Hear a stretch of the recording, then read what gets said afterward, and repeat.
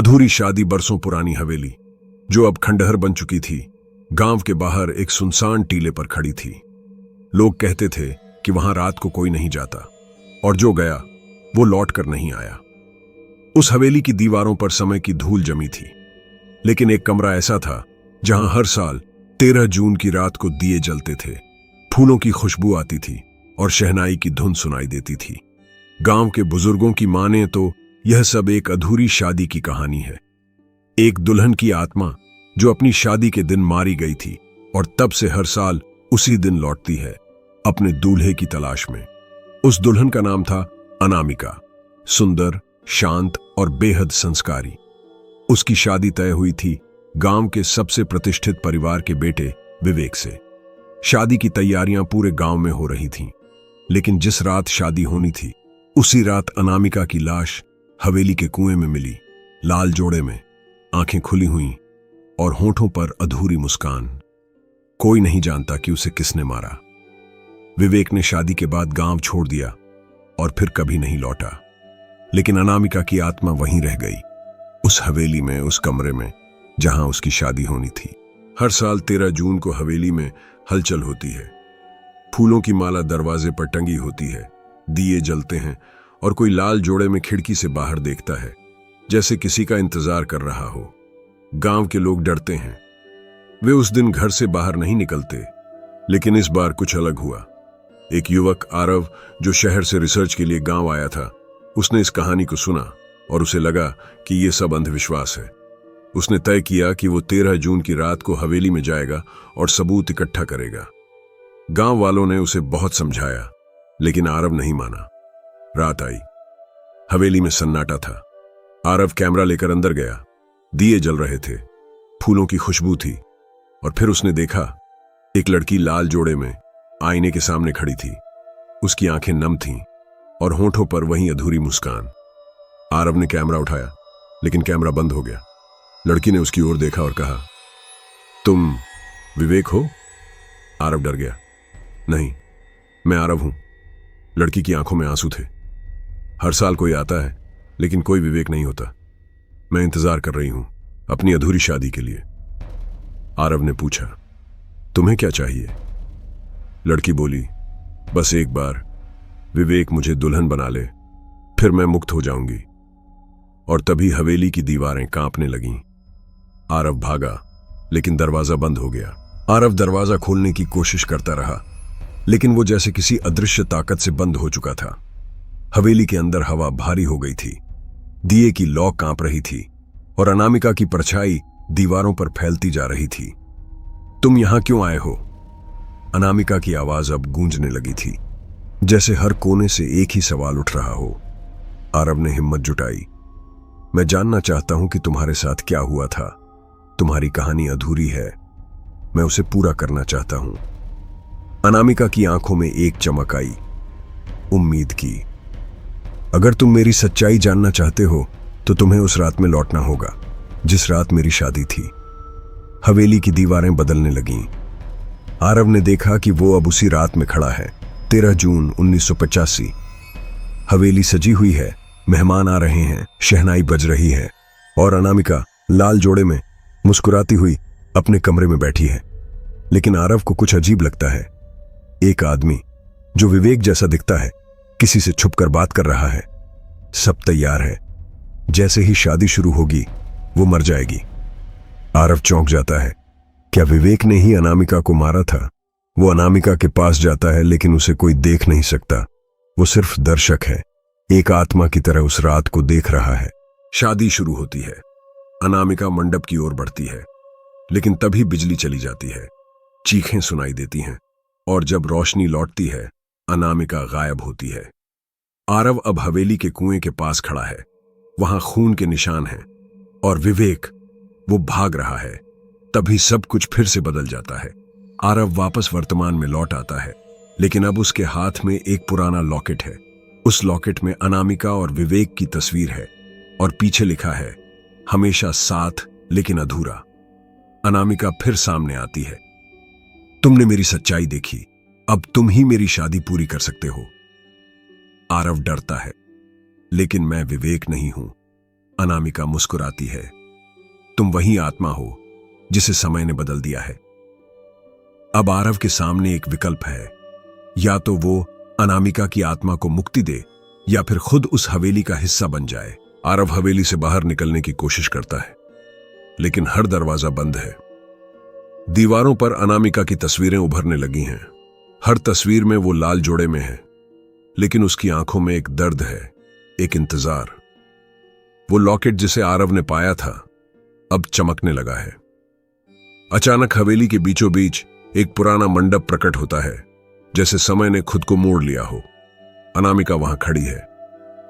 अगर तुम मेरी शादी पूरी करोगे तो मैं मुक्त हो जाऊंगी, लेकिन अगर तुम मना करोगे तो तुम्हें मेरी जगह लेनी होगी। आरव उलझन में है। वो जानता है कि यह आत्मा है, लेकिन उसकी आंखों में जो पीड़ा है वो इंसानी लगती है। तुम्हें क्या चाहिए? आरव पूछता है। बस एक वचन कि तुम मुझे दुल्हन स्वीकार करते हो। आरव सोचता है, क्या यह सब एक भ्रम है या वो सच में किसी आत्मा से शादी करने जा रहा है? तभी हवेली की दीवारें फिर से बदलती हैं। आरव खुद को एक पुराने मंदिर में पाता है। वहां एक पुजारी खड़ा है, लेकिन उसकी आंखें सफेद हैं और चेहरा भावहीन। शादी पूरी करो या आत्मा बन जाओ, पुजारी कहता है। आरव डरते हुए अनामिका की ओर देखता है। अगर मैं शादी करूं तो क्या तुम मुक्त हो जाओगी? अनामिका सिर हिलाती है। हां, मैं इस हवेली से, इस दर्द से, इस इंतजार से आजाद हो जाऊंगी। आरव ने हाथ बढ़ाया। मैं तुम्हें स्वीकार करता हूं। तभी हवेली में शहनाई बजने लगती है, फूल बरसने लगते हैं और अनामिका की आंखों से आंसू बहने लगते हैं। लेकिन इस बार वो खुशी के थे।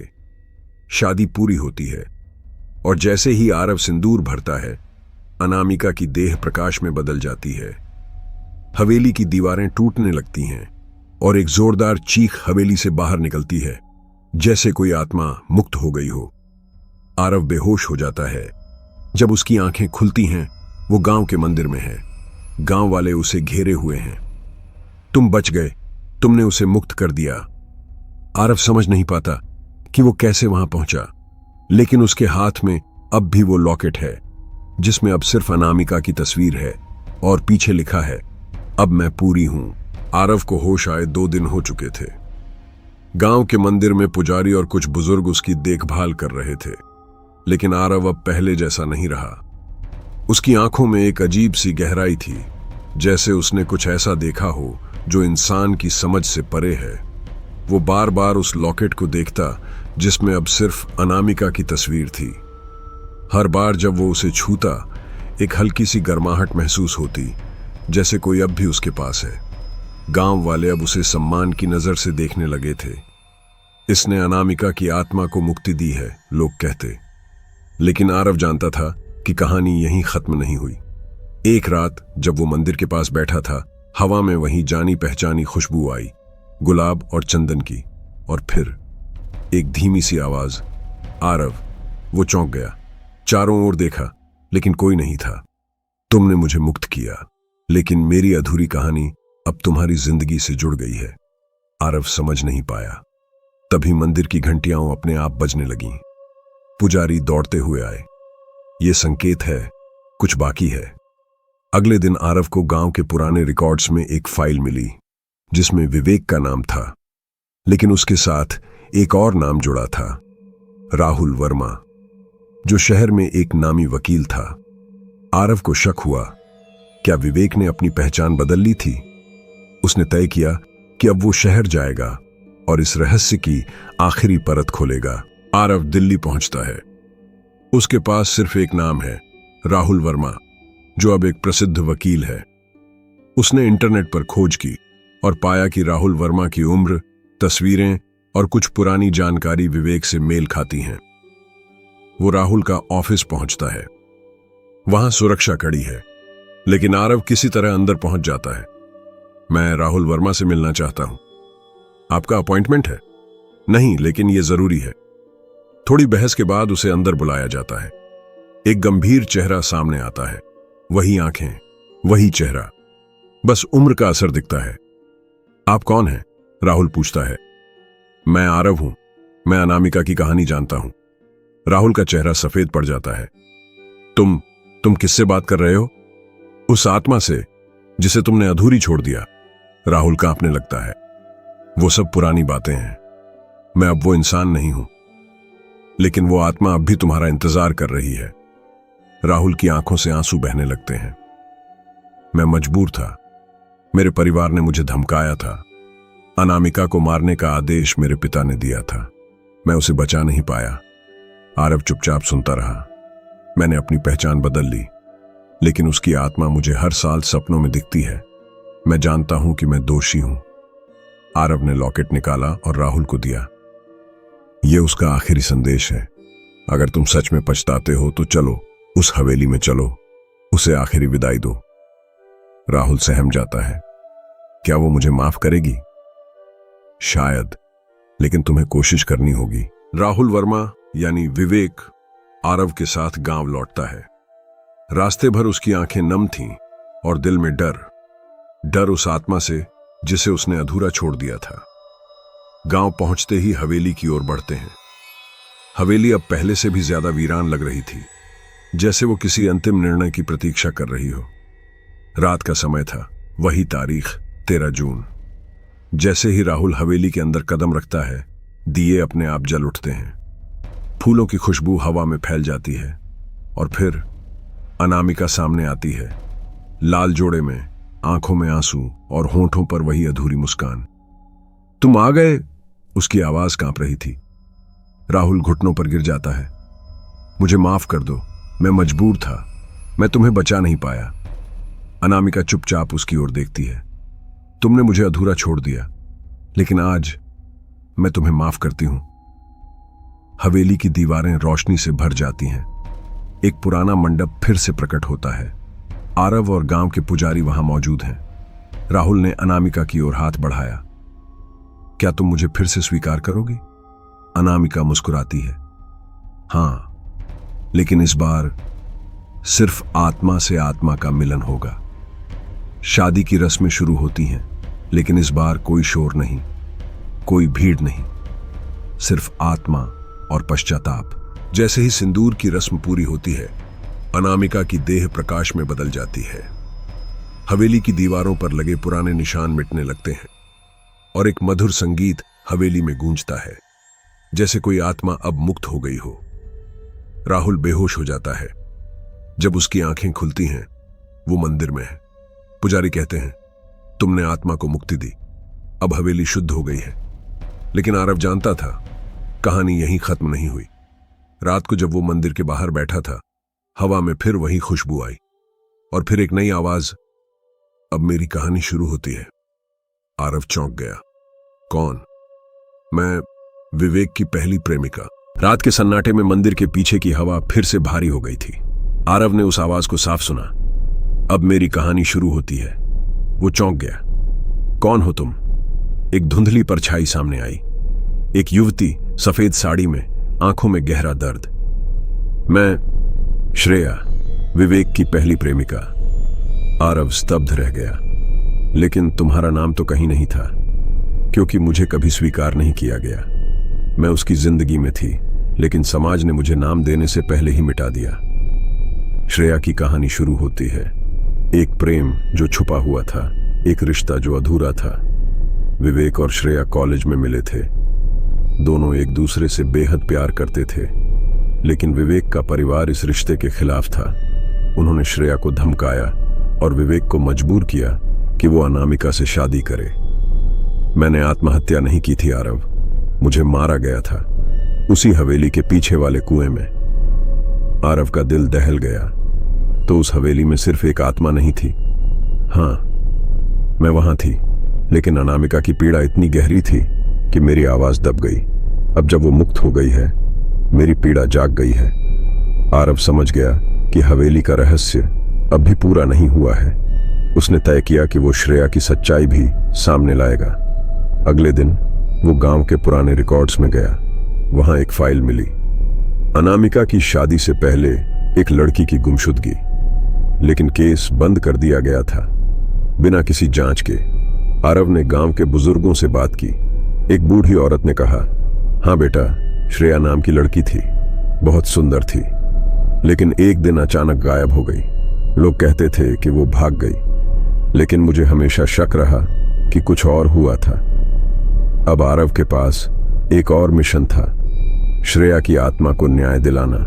आरव ने तय कर लिया था, श्रेया की आत्मा को भी न्याय दिलाना है। वो फिर से हवेली गया, इस बार अकेले। रात का समय था, हवेली शांत थी, लेकिन हवा में एक बेचैनी थी। जैसे ही उसने हवेली के पीछे वाले हिस्से में कदम रखा, जमीन पर कुछ पुरानी चूड़ियां मिली, टूटी हुई, धूल से ढकी। और फिर कुएं के पास एक पुराना पत्र मिला जो किसी पत्थर के नीचे दबा था।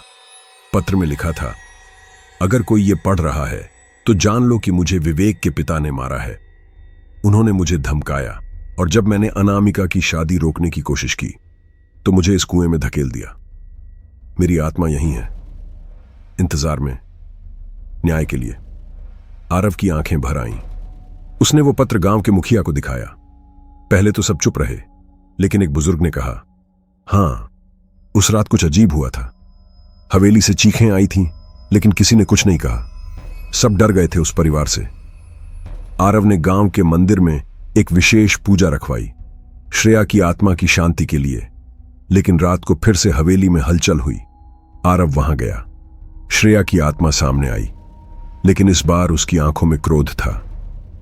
तुमने मेरी सच्चाई जान ली, लेकिन क्या मुझे न्याय मिलेगा? आरव बोला, मैं तुम्हें न्याय दिलाऊंगा। तुम्हारी कहानी अब सबको पता चलेगी।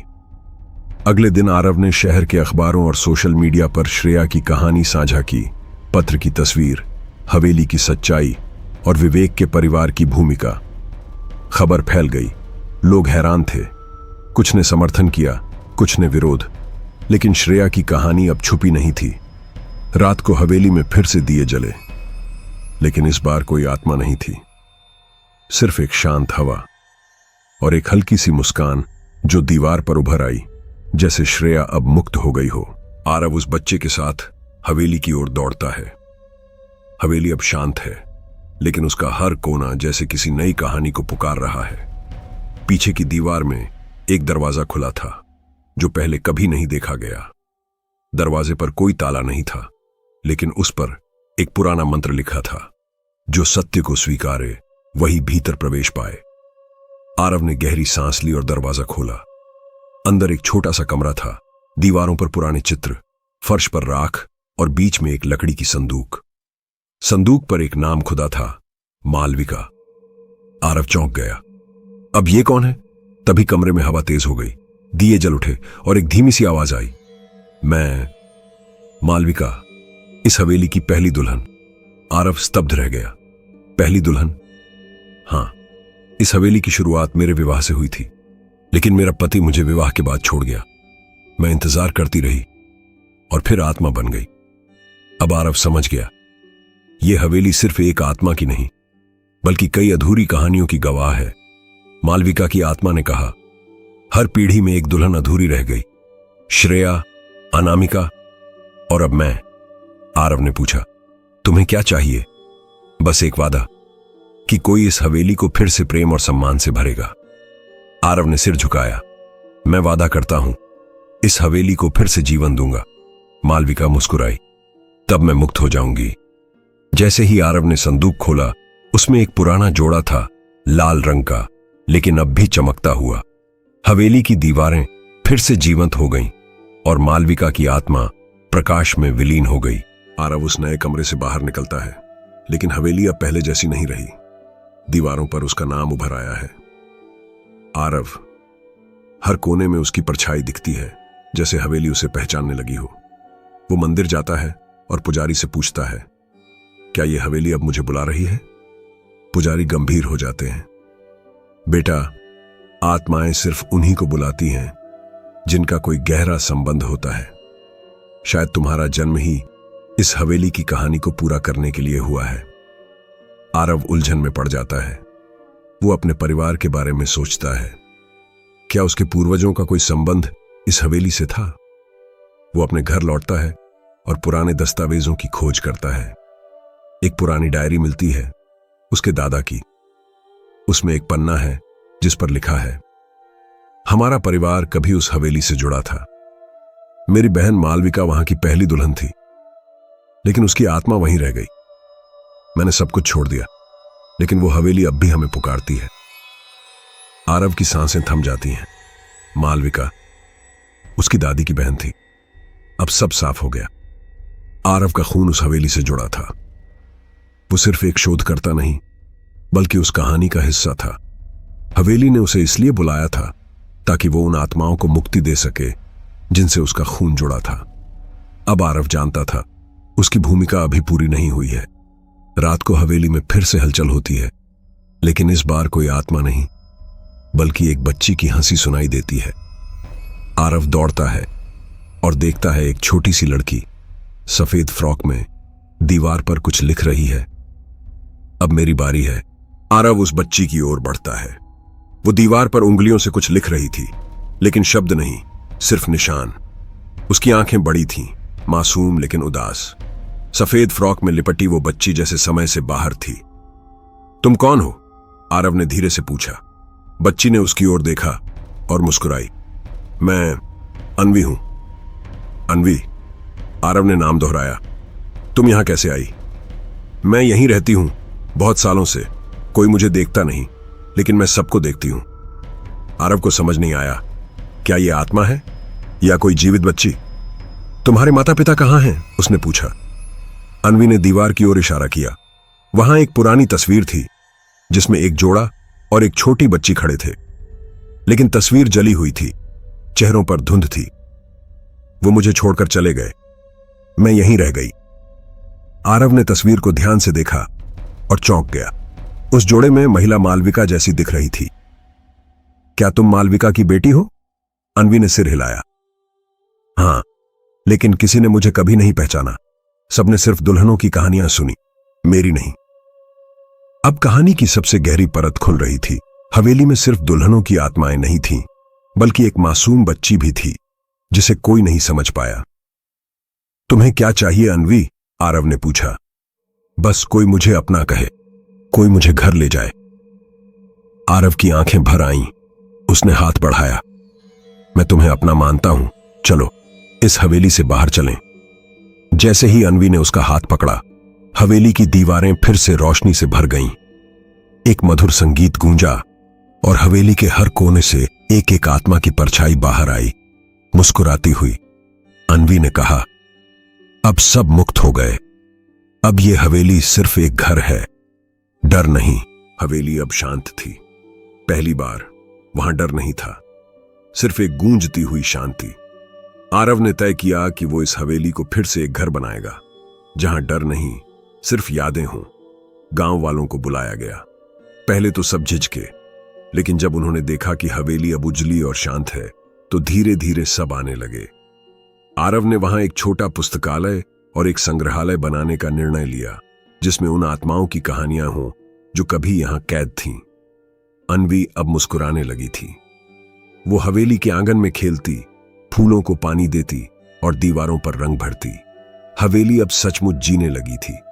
लेकिन एक रात आरव को एक सपना आया, जिसमें वो खुद दूल्हे के रूप में मंडप में बैठा था और सामने कोई दुल्हन थी जिसका चेहरा धुंधला था।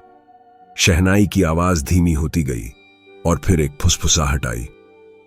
तुमने सबको मुक्त किया, लेकिन खुद को नहीं। आरव हड़बड़ाकर उठा। कमरे में अन्वी नहीं थी। वो दौड़ता हुआ हवेली के पुराने हिस्से में गया, जहां पहले आत्माएं दिखती थीं। वहां अन्वी खड़ी थी, दीवार पर कुछ लिखते हुए। अन्वी, आरव ने पुकारा। अन्वी मुड़ी। उसकी आंखें अब वैसी नहीं थीं। उनमें एक गहराई थी, एक रहस्य। तुमने सोचा मैं सिर्फ एक बच्ची हूं? उसने पूछा। आरव स्तब्ध रह गया। तुम कौन हो? मैं सिर्फ श्रेया की बेटी नहीं, मैं इस हवेली की आत्मा का अंतिम टुकड़ा हूं। जब तक तुम खुद को नहीं पहचानते, यह हवेली पूरी नहीं होगी। आरव पीछे हट गया। क्या मतलब? तुम्हारा जन्म सिर्फ शोध के लिए नहीं हुआ था आरव। तुम इस हवेली की आखिरी कड़ी हो। हवेली की दीवार पर उभरा नाम आरव और अन्वी अब धीरे धीरे चमकने लगा था। आरव उस दीवार को छूता है और एक झटका सा महसूस करता है। उसकी आंखों के सामने अतीत की झलकियां आने लगती हैं। एक बच्चा जो हवेली के आंगन में खेल रहा है, एक महिला जो उसे पुकार रही है, और एक पुरुष जो दूर खड़ा सब देख रहा है। आरव समझ नहीं पा रहा था कि यह दृश्य क्या है, लेकिन फिर एक आवाज आई, तुम इस हवेली में जन्मे थे। आरव वो चौंक गया। क्या? अन्वी सामने आई, लेकिन अब उसकी आंखों में एक अलग चमक थी। तुम सिर्फ शोधकर्ता नहीं हो, तुम इस हवेली की आखिरी संतान हो। आरव की सांसें थम गईं। लेकिन मेरे माता पिता तो शहर में रहते थे। हां, लेकिन तुम्हारा जन्म यहीं हुआ था। तुम्हारी मां मालविका की बहन थी और तुम्हारे पिता श्रेया के भाई। अब सब स्पष्ट हो गया। आरव दोनों आत्माओं से जुड़ा था। वो इस हवेली की विरासत था। इसलिए हवेली ने तुम्हें बुलाया, इसलिए आत्माएं तुम्हें पहचानती थीं। तुम ही थे जो सबको मुक्त कर सकते थे। आरव की आंखों से आंसू बहने लगे। तो क्या अब सब खत्म हो गया? अन्वी मुस्कुराई। नहीं, अब शुरुआत होगी। हवेली की दीवारें फिर से बदलने लगीं। अब वहां डर नहीं था, बल्कि हर आत्मा की कहानी चित्रों में बदल गई थी। एक संग्रहालय बन चुका था, जहां हर दीवार पर एक अधूरी शादी की कहानी पूरी हो चुकी थी। गांव वाले अब वहां आते, बच्चों को सुनाते। ये हवेली कभी डरावनी थी, लेकिन अब ये कहानियों का घर है। आरव और अन्वी ने वहां एक छोटा स्कूल शुरू किया, जहां बच्चे सिर्फ पढ़ते नहीं, बल्कि आत्माओं की कहानियों से सीखते थे कि अधूरी चीजों को पूरा करना ही जीवन का उद्देश्य है। हवेली अब एक संग्रहालय और स्कूल बन चुकी थी। गांव के लोग वहां आते, कहानियां सुनते और आत्माओं की मुक्ति का अनुभव करते। आरव और अन्वी अब उस हवेली के संरक्षक बन चुके थे। लेकिन एक रात हवेली के दरवाजे पर दस्तक हुई। आरव ने दरवाजा खोला। सामने एक युवती खड़ी थी, उम्र लगभग 25 साल, आंखों में सवाल और हाथ में एक पुराना स्केच। क्या आप आरव हैं? उसने पूछा। हां, आरव ने जवाब दिया। मेरा नाम काव्या है, मैं एक कलाकार हूं। मुझे सपनों में यह हवेली दिखती रही है और यह स्केच मैंने बिना देखे बनाया है। आरव ने स्केच देखा।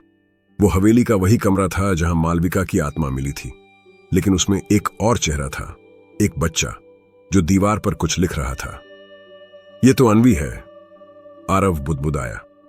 काव्या चौंकी। आप उसे जानते हैं? वो यहीं रहती है, लेकिन वो सिर्फ मुझे दिखती है। काव्या ने कहा, मुझे लगता है मैं भी इस कहानी से जुड़ी हूं। आरव ने उसे अंदर बुलाया। हवेली की दीवारें फिर से हलचल में आ गईं। अन्वी सामने आई, लेकिन इस बार उसकी आंखें काव्या पर टिकी थीं। तुम आ गई? अन्वी ने कहा। काव्या की आंखें भर आईं। तुम मुझे जानती हो? हां, तुम मेरी बहन हो। अब कहानी एक नई दिशा में मुड़ गई थी। अन्वी सिर्फ आत्मा नहीं थी, बल्कि उसका जीवन अधूरा नहीं था, उसका परिवार अधूरा था। आरव स्तब्ध था। तो ये हवेली अब एक परिवार को जोड़ रही है? अन्वी ने मुस्कुराकर कहा, हां, अब मेरी कहानी पूरी होगी जब मैं अपनी बहन के साथ इस घर को फिर से सजाऊंगी। हवेली अब एक नई सुबह देख रही थी। वर्षों तक डर, चीखें और परछाइयों से भरी यह जगह अब बच्चों की हंसी, किताबों की खुशबू और दीवारों पर रंगों की छाप से जीवंत हो चुकी थी। आरव, जिसने कभी इस हवेली को एक शोध का विषय समझा था, अब उसका संरक्षक बन चुका था, और शायद उसका उत्तराधिकारी भी। काव्या, जो एक कलाकार थी, अब अन्वी के साथ हवेली में रहने लगी थी। दोनों बहनों का पुनर्मिलन किसी चमत्कार से कम नहीं था। अन्वी, जो वर्षों तक अकेली आत्मा की तरह हवेली में भटकती रही, अब काव्या के साथ खिलखिलाती थी, दीवारों पर चित्र बनाती थी और हवेली को एक नया रूप देती थी। एक दिन आरव हवेली के पुराने आंगन में बैठा था, जहां कभी मालविका की आत्मा प्रकट हुई थी। वहां अब एक छोटा सा गुलाब का बाग बन चुका था। हवा में चंदन और गुलाब की मिलीजुली खुशबू थी। आरव की आंखें बंद थीं, लेकिन मन में हलचल थी। क्या मैं अब पूरी तरह मुक्त हूं? उसने खुद से पूछा। तभी काव्या उसके पास आई। तुमने सबको मुक्ति दी आरव, लेकिन क्या तुमने खुद को स्वीकार किया? आरव ने उसकी ओर देखा। मैंने सबकी कहानियां पूरी की, लेकिन मेरी कहानी क्या है? काव्या मुस्कुराई। तुम वही हो जो अधूरी कहानियों को पूरा करता है। शायद तुम्हारी कहानी ही यही है, अधूरी आत्माओं को पूर्णता देना। आरव चुप हो गया। लेकिन उस रात जब हवेली में सब सो रहे थे, एक पुराना दरवाजा फिर से खुला। वो दरवाजा जो अब तक बंद था और जिसके बारे में कोई नहीं जानता था। आरव अकेले वहां गया। अंदर एक छोटा सा कमरा था। दीवारों पर पुराने हस्तलिखित पत्र, कुछ अधूरी कविताएं और एक दर्पण। उस दर्पण में आरव ने खुद को देखा, लेकिन चेहरा उसका नहीं था। वो एक युवक था जो दूल्हे के वस्त्र में था। आंखों में आंसू थे और होठों पर एक अधूरी मुस्कान। आरव पीछे हट गया। ये कौन है? तभी एक पत्र जमीन पर गिरा। उसने उसे उठाया।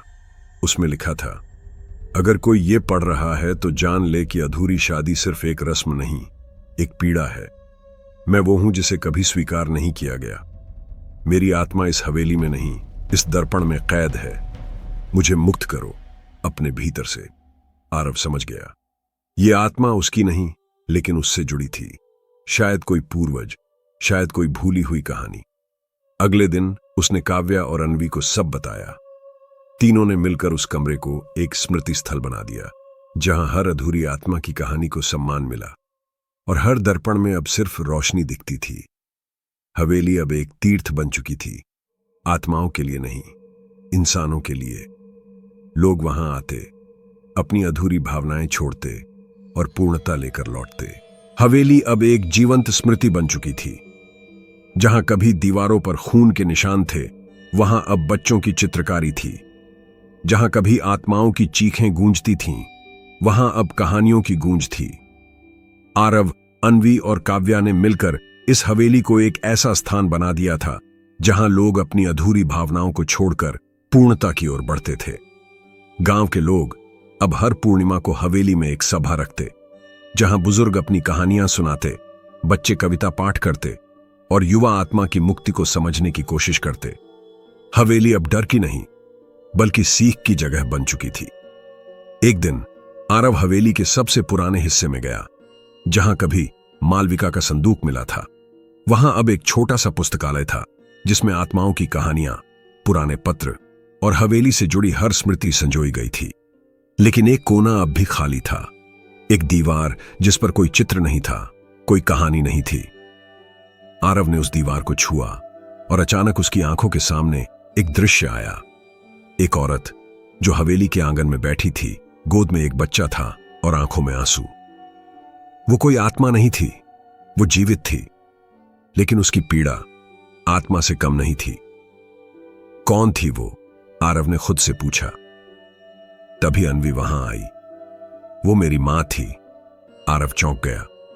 लेकिन तुम्हारी मां तो? हां, वो जीवित थी, लेकिन समाज ने उसे आत्मा बना दिया। उसे हवेली से निकाल दिया गया, क्योंकि वो बिना विवाह के मां बनी थी। अब कहानी एक और परत खोल रही थी। हवेली की आत्माएं सिर्फ मरी हुई नहीं थीं, बल्कि वो भी थीं जिन्हें समाज ने जीते जी भुला दिया था। आरव ने तय किया, उस दीवार पर अब उन लोगों की कहानियां होंगी जिन्हें समाज ने अधूरा छोड़ दिया, लेकिन जो आत्मा से भी ज्यादा जीवित थे। काव्या ने उस दीवार पर पहला चित्र बनाया, एक मां, गोद में बच्चा और पीछे हवेली की छाया। नीचे लिखा था, हर अधूरी कहानी आत्मा नहीं होती, कुछ जिंदा लोग भी अधूरे होते हैं, उन्हें भी पूर्णता चाहिए। अब हवेली एक नया रूप ले चुकी थी, एक ऐसा स्थान जहां आत्मा और शरीर दोनों की पीड़ा सुनी जाती थी। हवेली अब एक नई पहचान ले चुकी थी।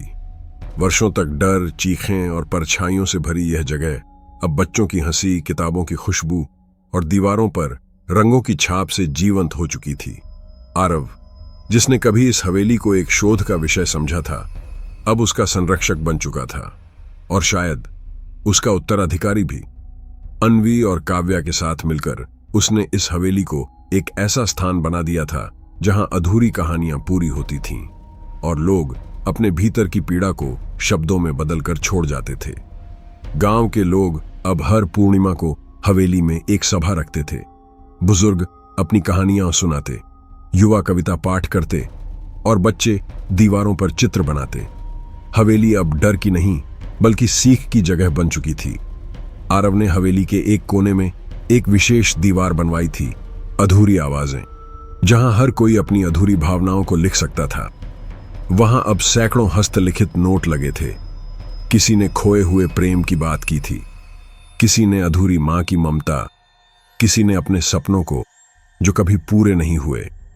एक दिन जब हवेली में बच्चों की कक्षा चल रही थी, दरवाजे पर एक काली गाड़ी आकर रुकी। उसमें से एक व्यक्ति उतरा, लंबा, सूट बूट में, आंखों में कठोरता और चेहरे पर एक अजीब सी मुस्कान। उसने हवेली के दरवाजे पर दस्तक दी और कहा, मैं विक्रम चौहान हूं। इस हवेली की जमीन मेरे दादा की थी, अब मैं इसे वापस लेने आया हूं। आरव चौंक गया। आपका दादा? हां, विजय चौहान, जो कभी इस हवेली के मालिक थे, काव्या ने कहा। लेकिन यह हवेली अब एक सार्वजनिक स्मृति स्थल है। यहां आत्माओं की मुक्ति हुई है। विक्रम हंसा। आत्माएं, कहानियां, यह सब भावनात्मक भ्रम है। मैं इस जमीन पर रिसोर्ट बनाऊंगा। गांव वाले इकट्ठा हो गए। सबने विरोध किया, लेकिन विक्रम ने कागज दिखाए, कानूनी दस्तावेज, जमीन के पुराने रिकॉर्ड्स और एक आदेश कि हवेली अब उसकी संपत्ति है। आरव ने दस्तावेज लिए और ध्यान से पढ़े। कुछ तो सही लग रहे थे, लेकिन कुछ में तारीखें और हस्ताक्षर संदिग्ध थे। ये दस्तावेज झूठे हैं, आरव ने कहा। मैं इसकी जांच करवाऊंगा। विक्रम मुस्कुराया। तब तक मैं यहां रहूंगा, और अगर कोई मुझे रोकने की कोशिश करेगा तो परिणाम भुगतने होंगे। उस रात हवेली में फिर से हलचल हुई। दीवारों पर लगे चित्र हिलने लगे, दिए बुझ गए और हवा में एक अजीब सी गंध फैल गई, जैसे कोई आत्मा फिर से जाग गई हो। अन्वी डर गई। भैया, ये क्या हो रहा है? आरव ने कहा। हवेली बेचैन है, वो खतरे को महसूस कर रही है। काव्या ने कहा, क्या आत्माएं फिर से लौट आई हैं? नहीं, आरव बोला, लेकिन हवेली की आत्मा अब भी जीवित है और वो अपने अस्तित्व की रक्षा करेगी। अगले दिन आरव शहर गया, जमीन के रिकॉर्ड्स की जांच करने। वहां उसे एक पुराना कर्मचारी मिला, जिसने बताया कि विजय चौहान ने हवेली को कभी किसी को नहीं सौंपा था, बल्कि उन्होंने एक वसीयत छोड़ी थी, जिसमें लिखा था कि हवेली को एक ऐसा व्यक्ति संभाले जो आत्माओं की पीड़ा को समझे। क्या वो वसीयत मौजूद है? आरव ने पूछा। हां, कर्मचारी ने कहा, लेकिन उसे कभी सार्वजनिक नहीं किया गया। आरव ने वसीयत की कॉपी ली। उसमें साफ लिखा था, यह हवेली मेरी नहीं, उन आत्माओं की है जिन्होंने यहां जीवन जिया, पीड़ा सही और मुक्ति पाई। इसे वही व्यक्ति संभाले जो उनकी कहानियों को जीवित रखे। आरव ने वो वसीयत गांव लाकर सबको दिखाई। विक्रम ने विरोध किया, लेकिन गांव वालों ने एकजुट होकर कहा, हम हवेली को नहीं जाने देंगे। विक्रम ने जिद की। उसने हवेली के एक हिस्से में खुदाई शुरू कर दी, लेकिन जैसे ही जमीन खोदी गई, वहां से एक पुराना संदूक निकला, जिसमें राख, टूटी चूड़ियां और एक पत्र था। पत्र में लिखा था, अगर कोई इस हवेली को तोड़ने की कोशिश करेगा तो वो खुद टूट जाएगा। ये हवेली सिर्फ ईंटों की नहीं, आत्माओं की दीवारों से बनी है। विक्रम ने पत्र को फाड़ दिया, लेकिन उसी रात हवेली में आग लग गई, सिर्फ उस हिस्से में जहां उसने खुदाई की थी। बाकी हवेली सुरक्षित रही। विक्रम भाग गया, डर के मारे, और शायद हवेली की चेतावनी से। अब हवेली फिर से शांत थी। आरव ने उस जले हुए हिस्से को साफ करवाया और वहां एक नया कक्ष बनवाया, संरक्षण कक्ष, जहां हवेली की रक्षा की कहानियां रखी गईं। गांव वालों ने आरव को सम्मानित किया, हवेली का संरक्षक कहकर। अन्वी ने दीवार पर एक नया चित्र बनाया, एक हवेली जिसके ऊपर एक रोशनी का गोला था और नीचे लिखा था, जहां आत्माएं बोलती हैं वहां इंसान चुप नहीं रह सकता। अब आरव जानता था, उसकी भूमिका सिर्फ शोधकर्ता या संरक्षक की नहीं थी। वो एक सेतु था, आत्मा और समाज के बीच। वो था जो अधूरी कहानियों को सुनता, समझता और उन्हें पूरा करता। काव्या ने एक किताब लिखनी शुरू की, अधूरी शादी, जिसमें हर आत्मा की कहानी, हवेली की यात्रा और आरव की भूमिका दर्ज की गई। अन्वी अब बच्चों को आत्मा की कहानियां नहीं, बल्कि संवेदनशीलता सिखाती थी कि हर इंसान के भीतर एक अधूरी कहानी होती है, जिसे सुनना ही सबसे बड़ा धर्म है। हवेली अब एक तीर्थ बन चुकी थी, आत्माओं के लिए नहीं, इंसानों के लिए। लोग वहां आते, अपनी अधूरी भावनाएं छोड़ते और पूर्णता लेकर लौटते। हवेली अब सिर्फ एक गांव की धरोहर नहीं रही थी, बल्कि एक जीवंत प्रतीक बन चुकी थी, अधूरी कहानियों की, आत्माओं की मुक्ति की और इंसानी संवेदनाओं की। देश भर से लोग यहां आने लगे थे। कुछ शोधकर्ता, कुछ कलाकार, कुछ ऐसे लोग जो खुद को अधूरा महसूस करते थे और यहां आकर अपने भीतर की पीड़ा को शब्दों में बदलते थे। काव्या की किताब अधूरी शादी अब प्रकाशित हो चुकी थी। उसने हवेली की हर परत को उकेरा था, मालविका, श्रेया, अनामिका, अन्वी और आरव की यात्रा को। किताब ने लोगों के दिलों को छुआ। कई विश्वविद्यालयों ने इसे पाठ्यक्रम में शामिल किया। पत्रकारों ने हवेली की कहानियां छापनी शुरू की और फिर एक दिन दिल्ली से एक पत्र आया, संस्कृति मंत्रालय की ओर से। पत्र में लिखा था, हवेली को राष्ट्रीय स्मारक घोषित करने की प्रक्रिया शुरू की जा रही है। कृपया आरव जी, आपसे अनुरोध है कि आप एक प्रस्ताव तैयार करें जिसमें हवेली के ऐतिहासिक, सांस्कृतिक और भावनात्मक महत्व को स्पष्ट किया जाए। आरव ने पत्र पढ़ा और कुछ देर चुप रहा। फिर उसने अन्वी और काव्या को बुलाया। हवेली अब देश की धरोहर बनने जा रही है, उसने कहा। अन्वी ने मुस्कुराकर कहा, अब यह हवेली सिर्फ आत्माओं की नहीं, पूरे देश की आवाज बन जाएगी। काव्या ने कहा, हमें इसे पूरी तरह तैयार करना होगा। हर कोना, हर दीवार, हर कहानी को सहेजना होगा। अगले कुछ हफ्तों तक हवेली में काम चलता रहा। दीवारों पर लगे चित्रों को फ्रेम किया गया। अधूरी आवाजें वाली दीवार को डिजिटल रूप में संरक्षित किया गया। हवेली के हर कमरे को एक थीम दी गई। मालविका का मंडप, श्रेया का कुआं, अनामिका की खिड़की, अन्वी का आंगन और आरव का संग्रहालय। आरव ने प्रस्ताव तैयार किया, एक विस्तृत दस्तावेज जिसमें हवेली की ऐतिहासिक पृष्ठभूमि, आत्माओं की कहानियां, गांव के सामाजिक बदलाव और हवेली के वर्तमान स्वरूप को विस्तार से बताया गया। उसने लिखा, यह हवेली सिर्फ ईंटों और पत्थरों की नहीं, भावनाओं और आत्माओं की बनी है। यहां हर दीवार एक कहानी कहती है, हर कोना एक पीड़ा को सहेजता है और हर आगंतुक एक परिवर्तन लेकर लौटता है। इसे राष्ट्रीय स्मारक घोषित करना सिर्फ एक सम्मान नहीं, एक जरूरत है, ताकि अधूरी कहानियां कभी फिर अधूरी न रहें। प्रस्ताव दिल्ली भेजा गया। कुछ हफ्तों बाद एक टीम आई, इतिहासकार, पुरातत्व विशेषज्ञ और संस्कृति मंत्रालय के अधिकारी। उन्होंने हवेली का निरीक्षण किया, गांव वालों से बात की और आरव से हर कहानी सुनी। एक अधिकारी ने कहा, हमने कई ऐतिहासिक स्थल देखे हैं, लेकिन ऐसा जीवंत स्मारक कभी नहीं देखा, जहां आत्माएं सिर्फ इतिहास नहीं, वर्तमान भी हैं। कुछ दिन बाद एक आधिकारिक घोषणा हुई, हवेली को राष्ट्रीय स्मारक घोषित किया जाता है। इसे अधूरी शादी स्मृति स्थल के नाम से जाना जाएगा। गांव में उत्सव हुआ। हवेली के बाहर एक नया शिलालेख लगाया गया। यहां आत्माएं नहीं डराती, बल्कि सिखाती हैं कि अधूरी चीजों को पूरा करना ही जीवन है। अब हवेली देश भर के लोगों के लिए खुल गई थी। स्कूलों के बच्चे यहां आते, कहानियां सुनते, चित्र बनाते। कलाकार यहां रचनाएं करते। शोधकर्ता आत्मा और समाज के संबंध पर अध्ययन करते। लेकिन आरव की जिंदगी में एक और मोड़ आने वाला था। एक दिन जब वो हवेली के संग्रहालय में बैठा था, एक युवती आई, शांत, गंभीर और आंखों में एक अजीब सी चमक। उसने कहा, मैं अदिति हूं, मैं एक मनोवैज्ञानिक हूं। आपकी हवेली ने मुझे बहुत कुछ सिखाया है, लेकिन मैं यहां सिर्फ देखने नहीं, समझने आई हूं। आरव ने पूछा, क्या समझना चाहती हैं?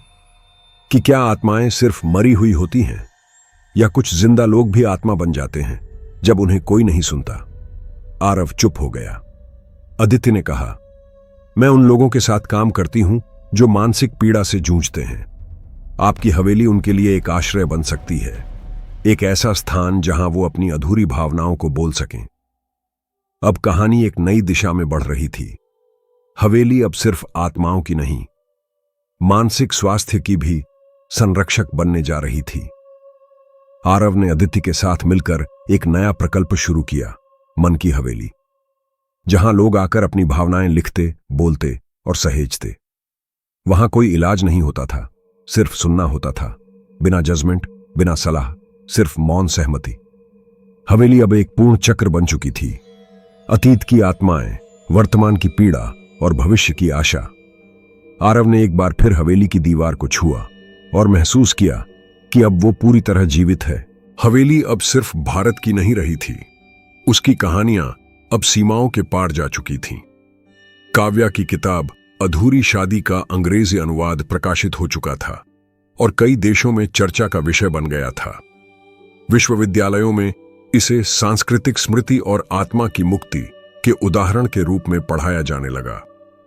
एक दिन हवेली में एक विदेशी महिला आई, नीली आंखें, हल्के सुनहरे बाल और हाथ में एक कैमरा। उसने खुद को एलिजा ग्रे बताया, एक डॉक्यूमेंट्री फिल्म मेकर जो भारत की सांस्कृतिक विरासत पर काम कर रही थी। मैंने आपकी हवेली के बारे में पढ़ा, उसने आरव से कहा। मैं यहां एक फिल्म बनाना चाहती हूं, लेकिन सिर्फ हवेली पर नहीं, आपकी यात्रा पर। आरव थोड़ा झिझका।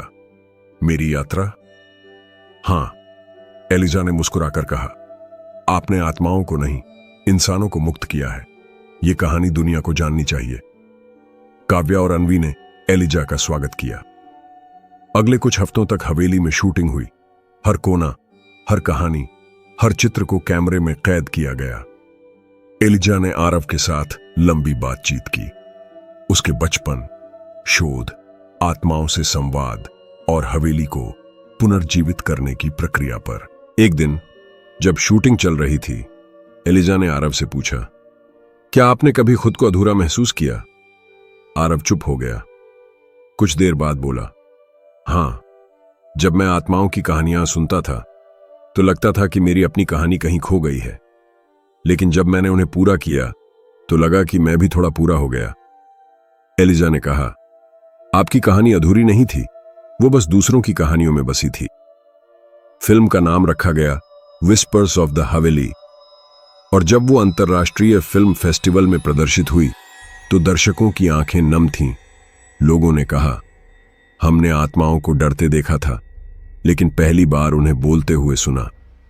हवेली अब एक अंतर्राष्ट्रीय स्मारक बन चुकी थी।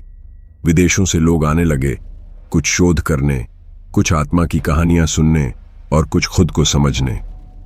लेकिन आरव की जिंदगी में एक और मोड़ आया। एक शाम जब वो हवेली के आंगन में बैठा था, एलिजा उसके पास आई। मैं वापस जा रही हूं, उसने कहा, लेकिन मैं चाहती हूं कि आप मेरे साथ एक प्रोजेक्ट पर काम करें। यूरोप में एक पुरानी हवेली है जहां आत्माओं की कहानियां हैं, लेकिन कोई उन्हें सुनने वाला नहीं। आरव ने उसकी आंखों में देखा। वहां सिर्फ प्रस्ताव नहीं, एक भावनात्मक जुड़ाव था। क्या आप चाहेंगे कि मैं आपके साथ चलूं? उसने पूछा। एलिजा ने कहा, नहीं, मैं चाहती हूं कि आप वहां भी वही करें जो आपने यहां किया, अधूरी कहानियों को पूरा करें। आरव ने कुछ देर सोचा, फिर मुस्कुराया। शायद मेरी कहानी अब भारत से बाहर भी जाना चाहती है। गांव वालों ने विदाई दी। अनवी और काव्या ने कहा, अब हवेली तुम्हारी आत्मा है, जहां भी जाओ वो साथ जाएगी। आरव ने हवेली की दीवार को आखिरी बार छुआ और महसूस किया कि वो अब सिर्फ एक संरक्षक नहीं, एक संदेशवाहक बन चुका है। यूरोप की हवेली भारत की हवेली से बिल्कुल अलग थी। पत्थर की दीवारें, बर्फीली हवा और एक अजीब सी खामोशी जो हर कोने में गूंजती थी। एलिजा ने आरव को वहां लाकर कहा, यहां आत्माएं हैं, लेकिन कोई उन्हें सुनता नहीं। तुम उन्हें आवाज दे सकते हो।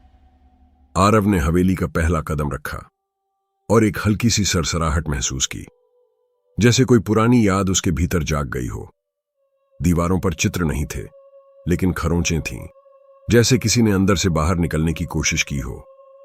एक रात जब आरव अकेला उस हवेली के पुस्तकालय में बैठा था, एक पुराना पन्ना जमीन पर गिरा।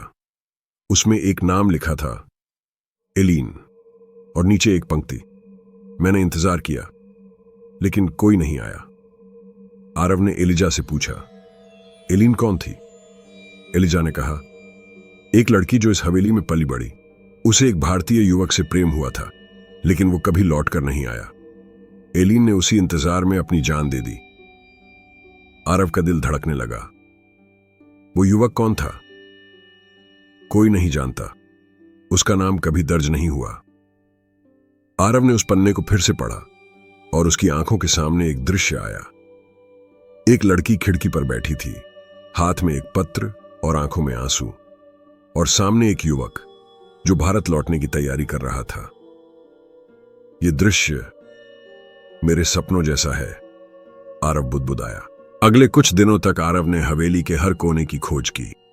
एक तहखाना मिला जिसमें एक संदूक था। उसमें एक स्कार्फ, एक अधूरी तस्वीर और एक पत्र था। पत्र में लिखा था, अगर कोई आरव नाम का व्यक्ति ये पढ़ रहा है तो जान ले, मैं एलीन हूं। मैंने तुम्हारा इंतजार किया। शायद तुम मेरे नहीं, मेरी कहानी के हो। अगर तुम मेरी बात सुन रहे हो तो मुझे पूरा कर दो। आरव की सांसें थम गईं। क्या मैं ही वो हूं? एलिजा ने कहा। शायद तुम्हारा पूर्वज, या शायद तुम्हारी आत्मा का कोई टुकड़ा। अब आरव जानता था, उसकी अधूरी कहानी सिर्फ भारत की हवेली में नहीं थी, बल्कि यहां भी थी। उसने एलीन की कहानी को लिखा, उसकी तस्वीर को दीवार पर लगाया और हवेली में एक छोटा सा मंडप बनवाया, जहां उसने एक मोमबत्ती जलाई और कहा, मैं लौट आया हूं। हवेली की दीवारें गूंज उठीं, एक हल्की सी रोशनी फैली और एक आवाज आई, अब मैं पूरी हूं। अब यूरोप की हवेली भी जीवंत हो गई थी। वहां भी लोग आने लगे, अपनी अधूरी कहानियां लेकर।